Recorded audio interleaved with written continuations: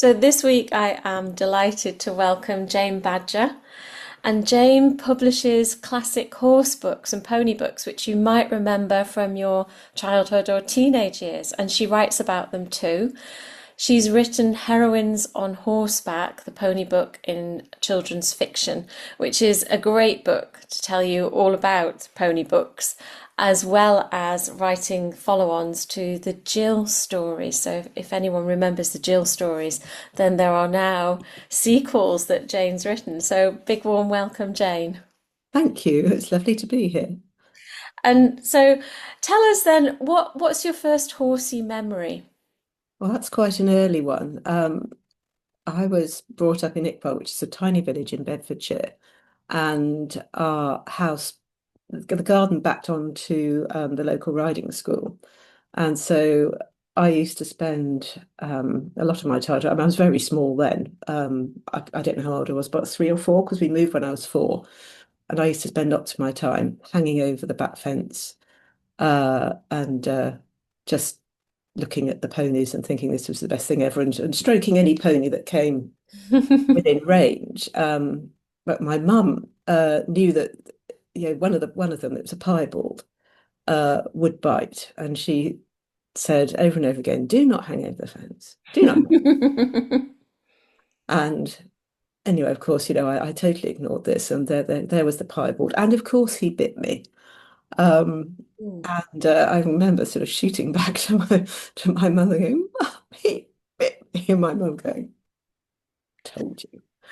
But it didn't put me off. I did avoid the piebald. I did learn that much, but I still hung over the fence till we moved. So that's my earliest horsey memory. Oh, lovely. So then once you moved, did you go to another riding school? Did you get a pony? What was your next step? I never had a pony, but when we were we must have been there a couple. Yeah, we moved to Northamptonshire. So my dad died, my mum remarried, and he lived in Northampton, so that's where we went. Um, and I can remember mum got us in the car one day, me and my sister, who's younger than me, and we drove up to a nearby village and sort of drew up on this sort of little car parky bit outside what looked like a farm. And she said, "Would you like to learn to ride?" And, yes, yes, yes. Dream come true. So that was in another little village called Orton, and yeah, we did learn to ride. So yeah, I mean, I rode there on and off pretty much until I went to university. Always wanted a pony, but we never got one. Yeah, it was just one of those things. Oh, it's got the cat sort of wants to join in. Oh, here he is. Is he going to be a so Oh, yeah, is make it? a hand on the keyboard, mate? Sorry about that. Okay. They Oh, always do that, cats. yeah, And they love sitting on keyboards or computers. They just love yeah. Sorry about that. He will go away, won't you? it. So, Okay. what got you into pony books? Were you always reading them as a youngster? Yeah, I read anything I could get my hand. I mean, I was a mad keen reader, and I pretty much taught myself to read. I mean, my mum was an infant teacher, so when she realised I was sort of getting there by myself, she thought, right, let's go for it, and she did the rest. So I read very early, and I think the first pony book I got was this was going up when we'd moved to Northamptonshire, and there was a little toy shop just down the road. Um, and it had one of those sort of spinner things where they had lots of Armada paperbacks. And I had no idea that pony books even existed. I don't know how I'd managed to miss it because I joined the library at a very young age, but I had. And I got out, it was Riding with the Lintons, and I bought that for massive 2 and 6 because this was pre-decimalisation, which was 12.5p for people who are young and don't remember pounds, shillings, and pence. Um, and it was just like another world because I'd realised pretty early on that although I was obsessed with horses and ponies, strangely, not everybody else was. So yeah, me talking about it 100% of the time was not ideal. So I sort of I didn't and I didn't see the people I knew at sort of at riding school or what have you particularly often outside school. So Yeah. yeah, so get it was a window into another world, and I could read about ponies all I liked, and nobody was there saying, "Oh, please, please talk about something that isn't a horse." Just quite happy that I was away reading, and Yeah, so yeah, yeah. yeah. So it's just this other world that I could do without yes, having to sort of think about other people's reactions, because all these people thought the same way I did, and so that was just excellent. So Yeah, yeah, yeah, yeah. absolutely. Yeah, they were definitely a fabulous horsey fix for Oh most girls, probably of our generation, who yeah.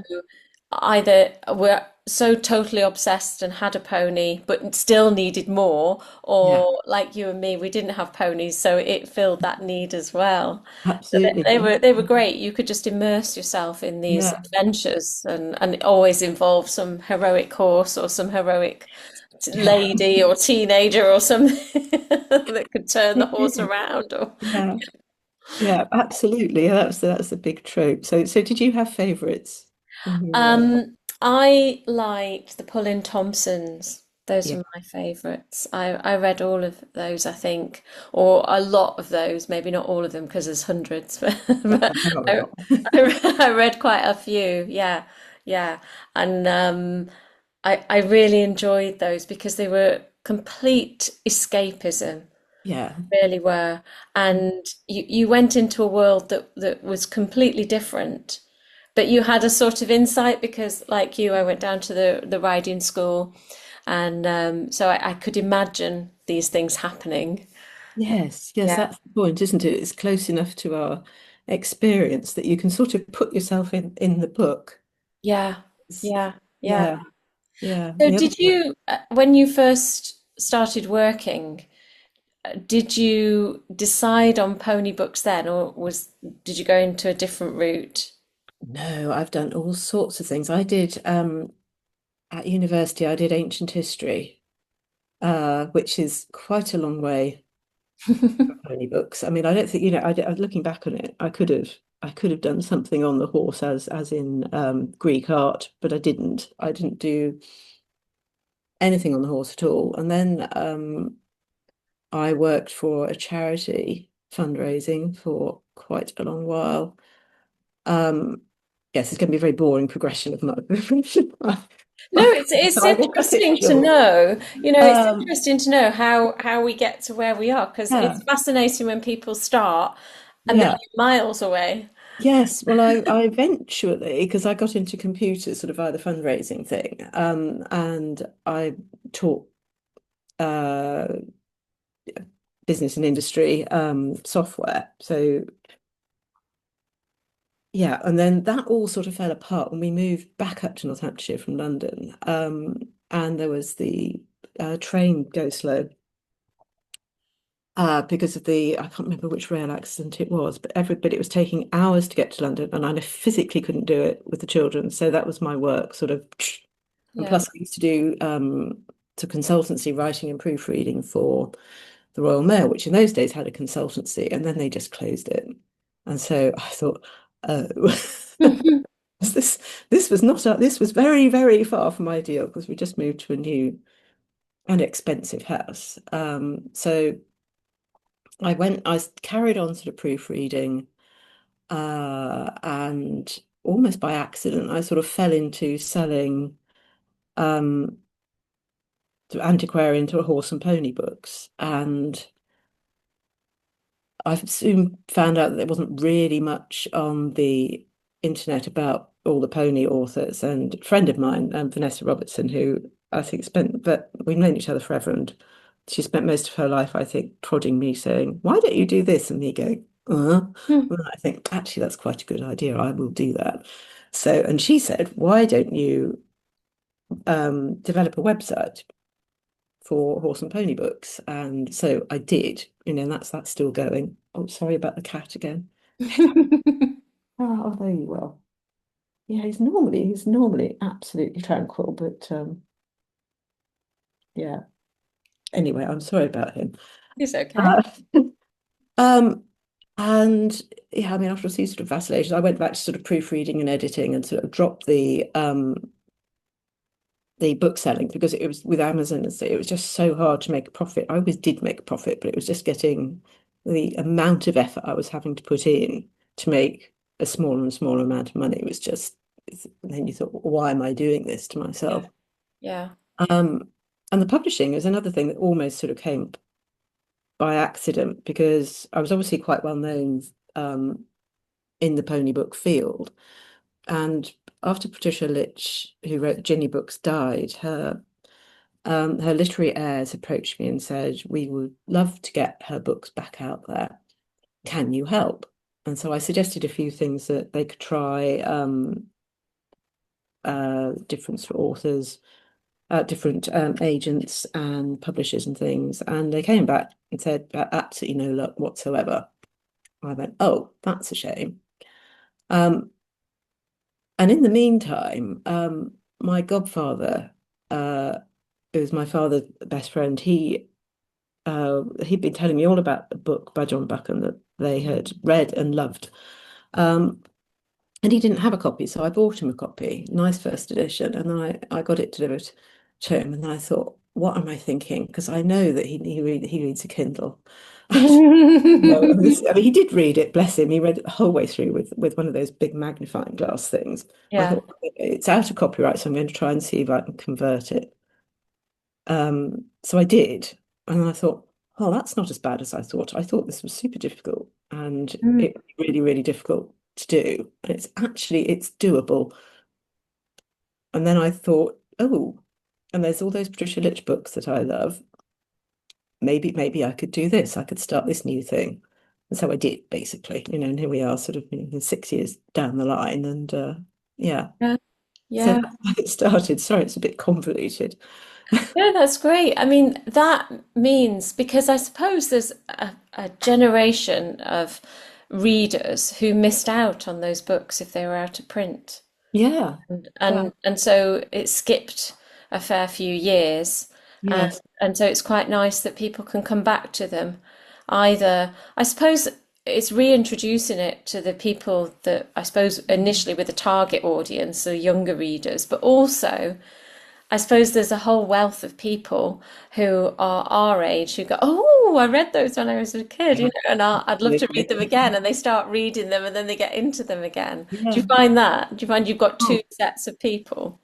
yes. I mean, very much, I think the second set where it's people who say, oh gosh, I remember that. And I mean, lots of people on my social media say, oh, I'm so glad that I can talk about this and I can be say that I read children's books and it's okay. No one here is going to judge me. And why would they? I mean, I read other children's books, not just pony books in the welter of stuff I read. So yes, but there's an awful lot of people reading things that they had read, that they remembered, and then they discover all sorts of things that they hadn't come across before. So that's nice. Yeah, yeah. People can discover things, and some really obscure authors like Patience McKelvey, who's my big obscure author, who most people haven't heard of because she never made it in Oh, okay. paperback. But I mean, her books I think actually read better for adults than for children because she's really biting. I mean, she's funny, but I mean, she's quite savage. I mean, particularly if you're a pony club parent, my goodness me, in Match Pair, which was her first pony book, you can see. I mean, yeah, we've all met them. The hyper organizing mother, the mother, uh, yeah, who definitely has their favorites. So, and then the very good pony club instructors as well. But she's really funny, and I think that's been one of my one of my nicest ones because I loved her books so much when I found them, and Mm, to be able to say to other people, "Hey, these are really good. I think you'll really like them," and then they do. yeah, Yeah, yeah. that's nice. That's great. What do you think draws people to these classics rather than the books of today, for instance? Um, I think it's that sort of call back to childhood, to a time where, because even if your childhood was, fairly awful, I mean, these books, they could provide an escape. Mm. And I think now, I mean, particularly now when you look at the world and you think, oh my goodness, it's there's Ukraine, there's Palestine, there's rising cost of living, difficult for young people to get jobs, and so on and so on and so on. And all the things, difficult to keep horses, everything's getting so much more expensive.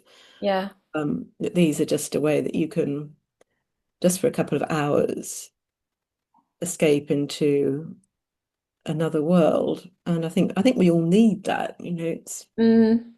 yeah, Yeah, it is nice just to be able to go back to a simpler style of life with yeah, much simpler problems, yes, relatively speaking. And yeah, and it's nice because these books kind of they're not from the digital age. no, And so it's not the heroine is worrying about social media or something like yes, yeah. that. You The know. problems aren't solved on page 2 because you've got a mobile. So Yeah. Yeah. Don't use ChatGPT to find out the yeah, answer. absolutely. So yeah, I Yeah. mean, pony books are still going. I mean, very much so, but it's really Mm. notable that often they are written or ghost written by influencers. And so I think children today have a very different experience to the one that we did, because all that there was for us was pony books, or pony magazine, Yeah. Yeah. horse and hound, and that sort of thing. Whereas now children have so much on social media, and influencers are Mm. such a huge thing Yeah. now. So yeah, very, very different. I don't know how I would have, how yeah, yes, how I would have taken it as a child. I mean, I think I'd have lapped up the influencer stuff Yeah. as Yeah. much as today's children do, I think, thinking Yeah. about it. But Yeah, because they're role models, aren't they? I mean, oh, our role absolutely. models might have been the professional riders Yeah. because Horse of the Year show was on every week and Yes, you know, quite. It was on the great glorious telly. So day. yeah, but Yeah. nowadays that doesn't really happen so much. So Mm. maybe we would have gone for an influencer here and there. Mm. So I love that you wrote a history of the pony books, the heroines on horseback. So tell us a bit about that. Well, that came about because I'd done the website, and then a publishing company, Girls Gone By, who specialise in reprinting classic girl stories. A lot of them are school stories, that tends to be their thing. But they did do the odd pony book, and they also republish Monica Edwards. And they said, we would like you to write the history of the pony book. So I went, "Oh, okay, that won't take me long." Oh boy, was I wrong. Oh. Which was yeah, that was a lot of that was my fault, because I was not always very good at getting down to it. I mean, sometimes I'd write a chapter and it would be flying along. I remember my son was doing his A levels at the same time, and so he would try and get me to get down to it, and I would try and get him to get down to it, and both, neither of us really succeeded with those things. And so yeah, um, and I had a brilliant editor called Tig Thomas, who was just great. I mean, we've remained friends ever since, and she was so good at helping me make the book the best it could be. And I very soon learned that if I sort of scribbled something down and thought that will do, that it would come back and it would not do. But I did manage to get into the habit of doing my best, absolutely trying to do my best when I sent something off to her, instead of thinking, not do. Yeah, but it was great to get it out there, and I'm currently trying to sort of get it typeset and out as a paperback, because it's been out as an ebook for quite a while, but getting it out as a paperback's different things. I've got to go back and get all the picture permissions done again, which is it takes forever. So Yeah. to psych myself up for that one. So that's happening. So that will be out sometime next year, which will be nice. Oh, that's great. Is that quite a significant part of your work to think about the legal side and the copyright and the illustrations? Yeah, absolutely. I mean, I have had quite sort of cross comments and sort of correspondence from people who got in touch with me saying, "What are you doing? You know, what are you doing? Just doing this stuff. Don't you know about copyright?" And so, Mhm. but that's actually quite handy because then I can do a post explaining exactly what I do. Is when I was a proofreader, and we still do. I'm still a member. Chartered Institute of Editors and Proofreaders, and you have to do continuing professional development. So you have to do training courses each year. And one of the ones I did was on copyright. Oh, goodness, that was so useful. Um, so, yes, I mean, it's learning all about the different forms of copyright and what you need to do to make sure you've got it. So, every book, when I want to publish it, if it's a new one, like Dream of the Dance, that's fine. Just get a contract out. We're there. If it's an existing one, then I have to track down the author's, either the author's agent or the author's estate.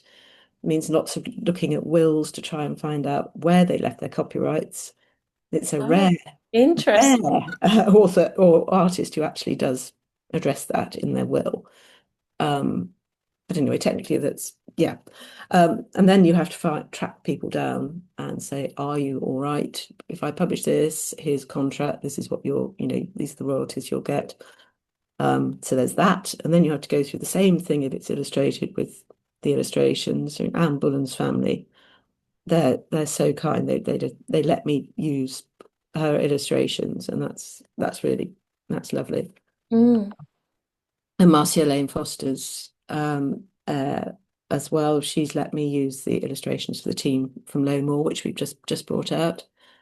So yeah, there's that. And then you also, when going through the text, you've also got to check song lyrics, poems, anything like that. So I have a spreadsheet for Yeah. every book when I'm doing the actual conversion and initial proofreading.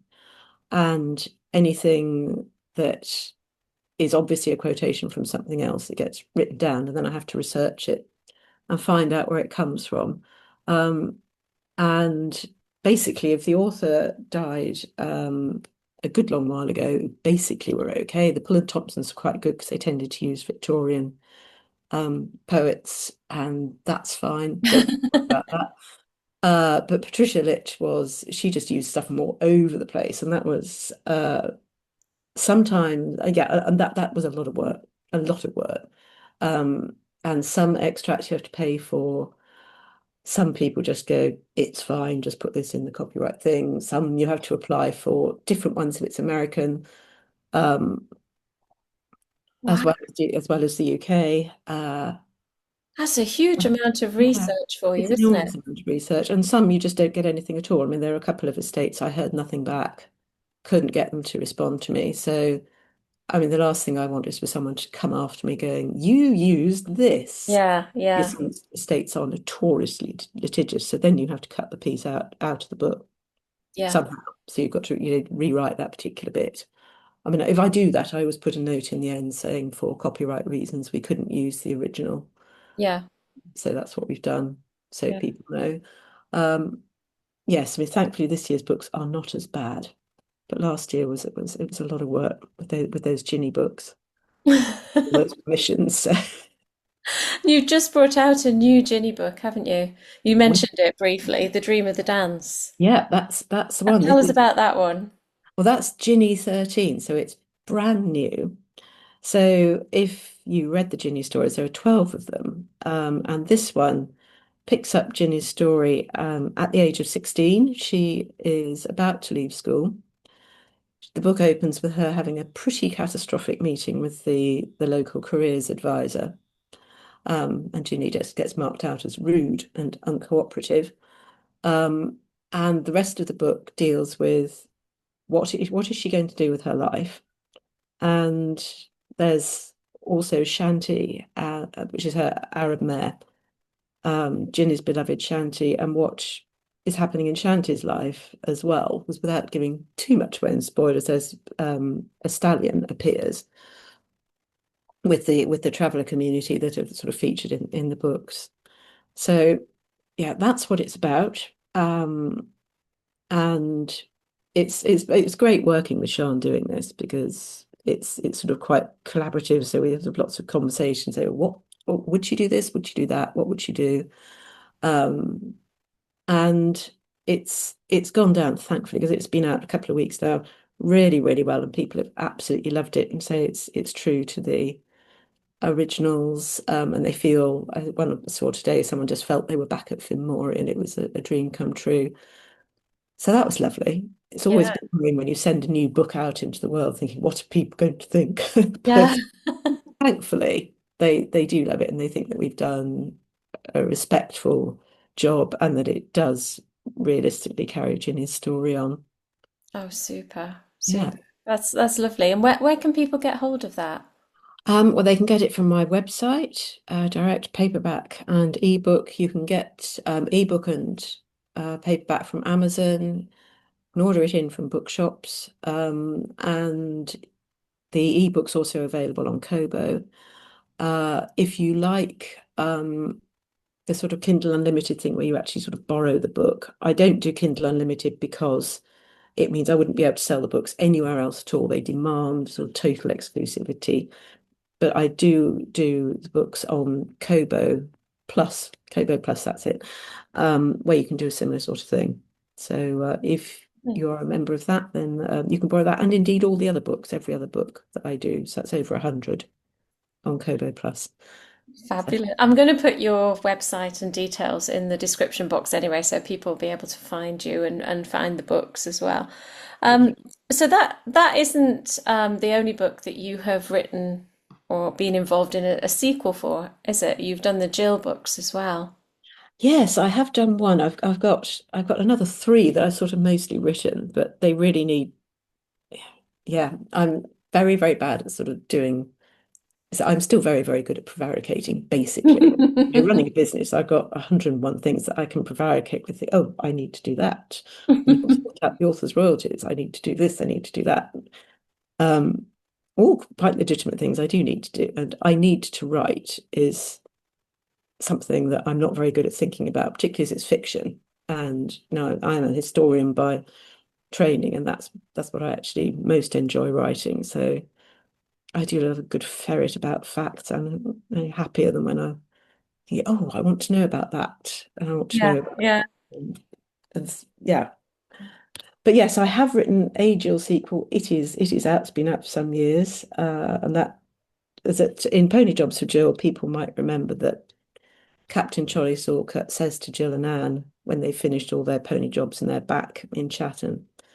Right, girls, now you need riding to be a hobby and you must go off and do something useful like secretarial training. Um, which, to be fair, I did do myself. When I came out of university, I thought I've got no practical skills, not a clue what I want to do. So I'll do a secretarial course. That will help. Um, and yes, that was how the series has sort of left. And I thought, well, I wonder what would have happened if Jill had gone to secretarial college, and I went to one in South Kensington called Queen's Secretarial College. And so I made Jill go to that one. I mean, because when I yeah, went to it, it was like it was something out of the 50s. So it wasn't a huge jump to just yeah, set yeah, Jill there. Uh yeah. And I wrote it sort of on my then forum, and people would comment on it, and I'd hurriedly write another chapter the next, during the next lunch hour, stick that up. And so it was very collaborative, which I quite liked. yeah. Um, I think I write much better if I'm, collaborating with someone, if I'm actively edited. Uh, and people have liked it pretty much. I would say it's 95% of people are very kind about it. You do get the 5% who absolutely hate it. But But then they can write their own sequel, can't they? they could indeed, and that's life really, isn't it? And no one is going to 100% approve of everything you do, and that's it's people's right to either like it or not. And I'm just grateful most people actually like it. So, and that was featured on Horse and Hound, their Christmas choices a couple of years back. So that was nice. Mm. Pleased about that because I didn't expect it. So, yeah, Fantastic, fantastic. I had a quick look at your website and you have got so many authors on there, haven't you? So many books and also overseas authors. yeah, There's yeah. so many. So if anybody is interested, that they'll be there till I don't know, the rest of their life probably if Yes, they want to yes, read all there's of a lot those. on there. There's, yeah, That's particularly American horse book authors because I mean, there are quite a few British ones, but there are many, many more American ones, and still quite a few I haven't actually got on there. But yeah, yeah. yeah, And when you go back to the old books, then do you go back to their first edition, or do you go to the latest edition when you want to republish? I always go for first editions because that's the original. So for something like the Jill books, which were republished an awful lot, the publishers did change things quite a bit. In fact, they changed Black Boy's colour. So um, because in the originals he's black, but then he became piebald in the late 60s and 70s. Um, and quite a lot of the text was cut out as well from Jules Gymkhana. Also, Six Ponies, Josephine Pullein-Thompson, masses was cut from that to fit it into paperback format. So I like to give people the full original Yeah. experience as the author intended it to be. Um, and so I have it absolutely as the original. It's the original currency. It's pounds, shillings, pence, or it's guinea. Can we still buy it for that? No, sadly. No. Yeah. Payment provider doesn't work in guineas, unfortunately. Yeah, those Yeah. were the days. Those were the days. Yeah. Brilliant. Brilliant. So, we mentioned your website, which I'm going to put in the description box. Where can people find you on social media? I'm on Facebook and I'm on Instagram. Because that's all I can cope with, really. I mean, I keep thinking, oh, maybe I should go on TikTok. I think, what particular bit of time do you propose to do that? Um, so no, I mean Instagram, where I'm reasonably frequently. I'm much better on Facebook. So Okay. yeah, I'll put those links in the description as well so people can follow you and see what books you bring out. yeah, Do you get requests as well? Do people request certain books? they do. And for a long time, actually, ironically, the Jill books were ones that I was requested, but they were a big old battle. It took me literally years to get those. And I actually ended up buying the copyrights myself. Um, and the Jinny books were another one that people requested a lot. I got those out last year and they were very difficult to do because of the previous contracts that they'd been under, but we got there eventually. I mean, sometimes these things do that took, I think, 4 years, start to finish. It's not quick with some of them. Mm. Um, so yes, people requested those, and people do uh, request other authors. Some of them I was slightly dubious about because I do feel with the books, I need to be enthusiastic about it myself. I mean, Yeah, this is yeah. why I like it. So it's, Yeah, yeah, because it's a tremendous amount of work, isn't it? So if you were only half-hearted about yeah, it, and yeah, also it because it goes on your website, it's almost like you have said this is worthy of reading, isn't it? yeah, You yeah, sort of backing it yourself as well. You're not just publishing it, yeah, so people yeah. will trust your opinion. Yes, yes, that's it. So things like the Jackie books, which I could do, but I mean I didn't like them particularly as a child, and I found Jackie really so incredibly irritating. And So, yeah, so I mean, people have asked me for this a lot, and I have sort of considered it, and who knows, I may well do it and think, well, if people want it, who am I to stand to stand in judgment? Because I don't particularly happen to enjoy them. There are plenty of people, there are people who really don't like Jinny, there are people who really don't like Jill, but I still do them. Um, So yes, maybe. I mean, next year I'm not doing as much, is the theory. There'll be the paperback version of Heroines on Horseback. There might be an audio version of that. Who knows? Chugging slowly on with that at the moment, and just three Diana Pullein-Thompson titles, and a new Jinny 14. Oh, There oh. will be a Jinny 14. Don't have we have a working title, but we haven't got so that's in preparation as well. So who knows? I might finish one of my dual books. That's a miracle might happen. Astonish my family with the fact I actually finished a fiction book.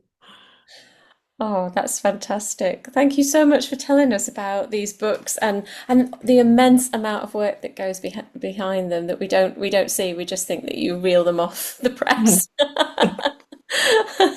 But thank you Yeah. so much. It's been so fabulous to talk to you and get to know a little Lovely. bit more about what you do.